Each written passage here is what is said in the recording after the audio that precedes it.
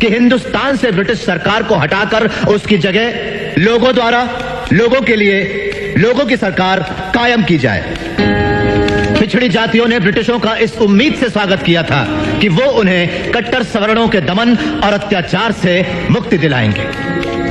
ब्रिटिशों के पहले हम लोग मंदिर में नहीं जा सकते थे, क्या आज जा सकते हैं?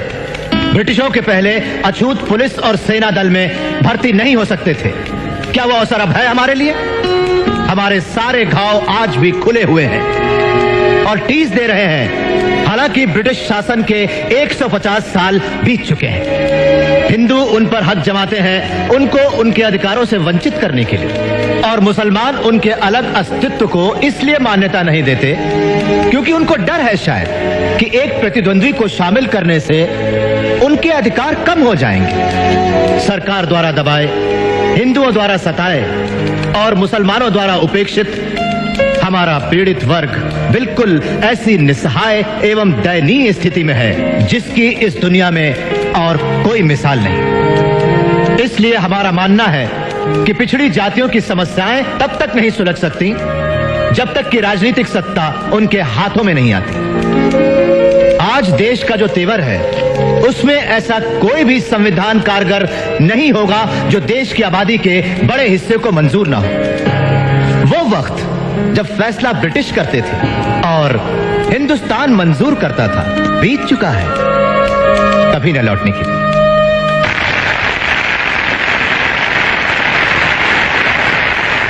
डॉक्टर अंबेडकर, आज तुम छा गए। भाषण देने का आपका तरीका कॉन्फ्रेंस में सबसे अच्छा था। मैंने तो वही कहा जो सच्चाई है। बेटे, मुझे तुम पर बहुत नाज है। मुझे याद है जब पहली बार हम मिले थे, लगता है जैसे कली की बात। मैं चलता हूँ। अच्छा, गुड बाय। सर, जब बात चली रही है तो मैं आपके कर्ज के बारे में। कैसा कर्ज? मेरी पढ़ाई के लिए। ओह, वो स्कॉलरशिप था। डॉक्टर अंबेडकर, आप बहुत अच्छा बोले। Thank you. जी हाँ, मैं भी यही समझा था, लेकिन पिछले 6 साल से दीवान जी लगातार चिट्ठियां लिखकर वो कर्ज वापस करने की मांग कर रहे हैं। उन्होंने कॉलेज को भी चिट्ठी लिख दी जहां मैं पढ़ाता हूँ। ये उसका पागलपन है। मैं माफी चाहता हूँ बेटा, तुम उसकी चिंता मत करो।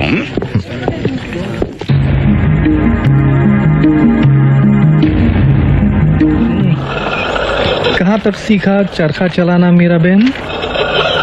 मैं कोशिश कर रही हूँ बापू। गुड, तुम बिल्कुल सही काट रही हो। ध्यान दोगी, लगन के साथ करोगी तो एक दिन तुम निपुण हो जाओगी। बिल्कुल सही। Good good, that is right. बापूजी, डॉक्टर अंबेडकर आ गया जी। हाँ हाँ हाँ, डॉक्टर अंबेडकर, आप मुझसे मिलना चाहते थे? गांधी जी, आपने ही मुझे चिट्ठी भेजकर बुलाया था। हाँ हाँ हाँ, याद आया। पता चला है कि आपको शिकायत है मुझसे और कांग्रेस से। मैं आपको बता दूं, अछूतों की समस्या को लेकर मैं चिंतित रहा हूं मेरे बचपन से। तब आप पैदा भी नहीं हुए थे डॉक्टर अंबेडकर। मेरे प्रयासों से ये बात कांग्रेस के मंच पर भी उठाई गई, और यही नहीं,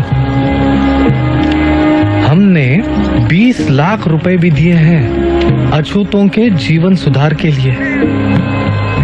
आश्चर्य की बात है कि आप जैसा व्यक्ति कैसे विरोध कर सकता है मेरा और कांग्रेस का। असल में कांग्रेस ने इस समस्या को समझने का सिर्फ दिखावा किया है, दाम्भिकता भरे झूठे और खोखले आश्वासन देकर। आपने कहा कि कांग्रेस ने 20 लाख खर्च की। मैं कहता हूं कि व्यर्थ खर्च की। अगर कांग्रेस अपना दायित्व समझती है तो कांग्रेस का सदस्य बनने की शर्त होनी चाहिए छुआछूत ना मानना, ना कि खादी पहनना।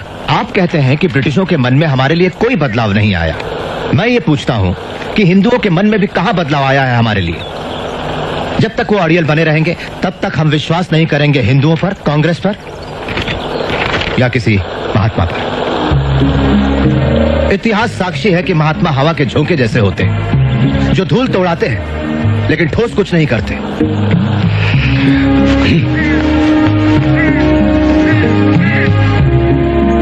गांधी जी मेरी कोई मातृभूमि नहीं।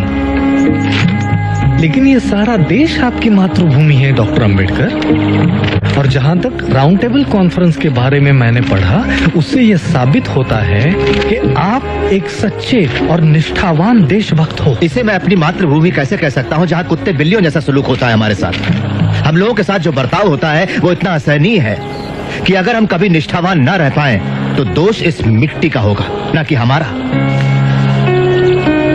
कांग्रेसियों ने हमारे आंदोलन का विरोध किया, देशद्रोही कहा, और आप मुझे देशभक्त कह रहे हैं। मेरा मानना है कि मैं अपने लोगों के बुनियादी हकों की रक्षा के लिए लड़ रहा हूं, इस भूमि को बिना कोई नुकसान पहुंचाए।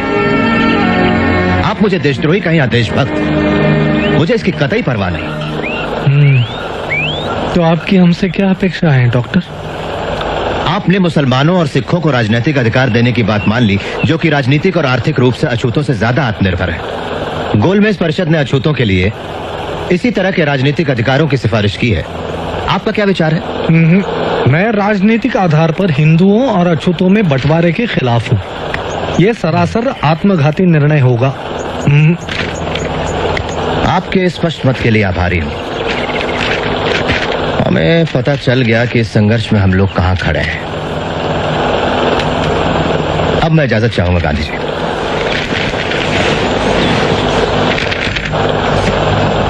इतना असंयम? महादेव भाई। जी बापू। उन्होंने ऐसा क्यों कहा कि उनकी कोई मातृभूमि नहीं? शायद महार होने के नाते ऐसा सोचते हो। डॉक्टर अंबेडकर क्या महार हैं? सारी दुनिया जानती है बापू। सारी दुनिया जानती होगी पर मैं नहीं। मुझे किसी ने क्यों नहीं बताया उनके बारे में?